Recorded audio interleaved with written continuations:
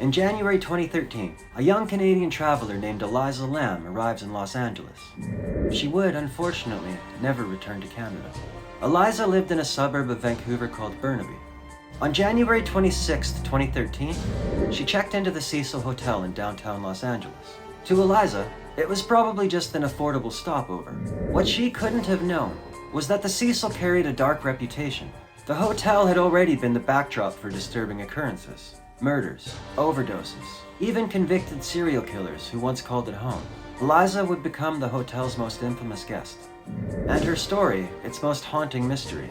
Because just days after checking in, she disappeared. No one saw her leave the building. Police searched the entire hotel and surrounding area. Dogs swept the rooftop. Flyers went up all over Los Angeles.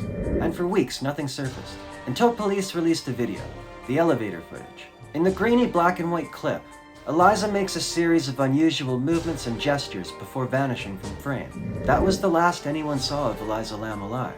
19 days later, guests at the Cecil began complaining. The water pressure was weak. The taste was off.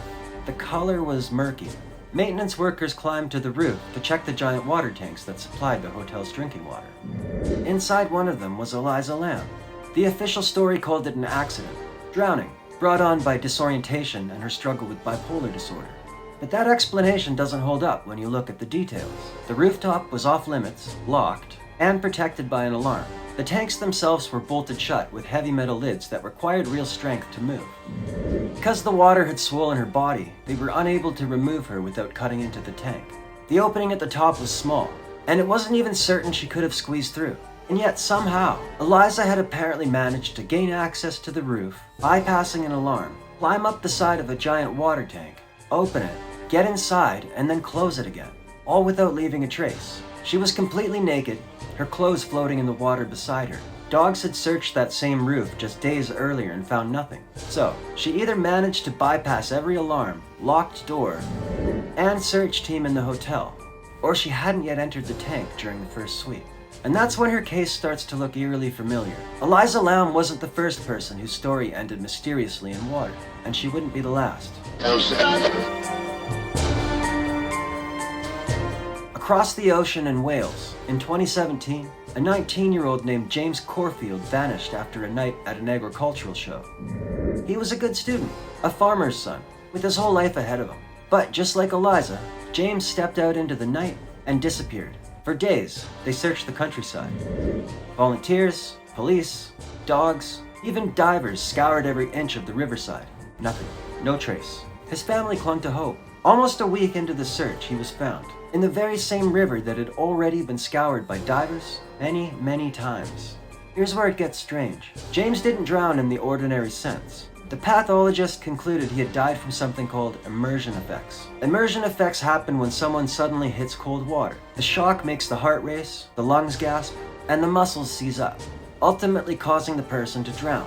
But that explanation only raises more questions. How did he end up in the water in the first place? Why wasn't he found earlier? And how could a healthy 19-year-old simply collapse into death in a shallow river he'd walked by his entire life?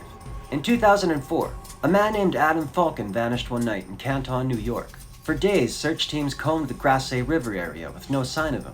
Then, in a twist that only deepened the mystery, his body was found in a small section of the river that had already been thoroughly searched. Even more inexplicable, his clothes were discovered neatly folded a half-mile away. On June 11, 2005, 22-year-old Todd Geib attended a bonfire party in an orchard near his home in Cazenovia, Michigan. After a night of celebration, he decided to walk home around 12:45 a.m.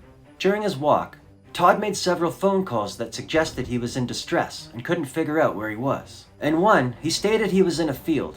The last thing he said was, "Oh, before the call abruptly ended. That was the last anyone heard from him. Despite extensive searches involving over 1,500 volunteers and law enforcement, Todd's whereabouts remained unknown for 3 weeks. Then on July 2nd, his body was discovered in what was described as a 6-foot deep hole in Ovidal Lake, approximately 2 miles from the orchard where he was last seen. The location had already been searched multiple times during those weeks. What made the discovery even more perplexing was the condition of Todd's body. He was found upright in the water, with his head and shoulders above the surface. His clothing appeared unusually clean, with no algae or debris that would typically be found on a submerged body. Additionally, there was no evidence of water in his lungs, suggesting he had not drowned in the traditional sense. At first glance, any one of these cases might not seem all that unusual, but when you start to look at them together, a pattern emerges. A series of strange, unsettling coincidences that, when combined, create a picture far more disturbing than any single story could on its own.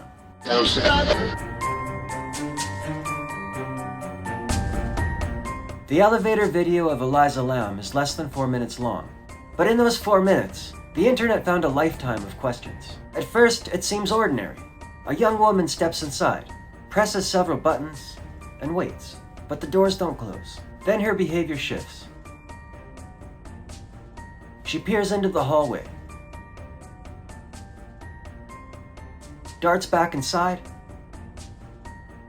hides in the corner, then steps out again. The elevator doors remain stubbornly open, as if held by something unseen.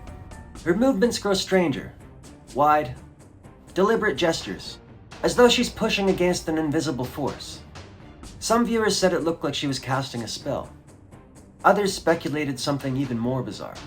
The image is jarring. She's standing on solid ground, yet her body moves as though she's submerged, struggling against a current only she can feel. Her motions are slow, deliberate, almost as if she's pushing through invisible resistance, which led some to speculate. Perhaps Eliza Lam wasn't in the hotel at all, at least not fully. All of these disappearances share a single unsettling trait.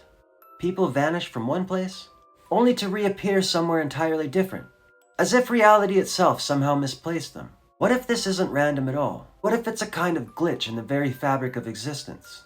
A fracture in reality that people stumble through.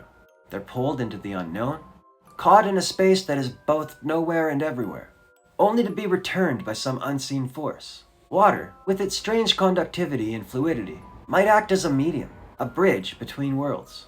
It's almost as if, during these moments, Eliza, or anyone else taken, already exists somewhere else entirely, just beyond our understanding. The thought is chilling, and yet, watching her, you can't look away. Every frame, every gesture, every pause invites the same question.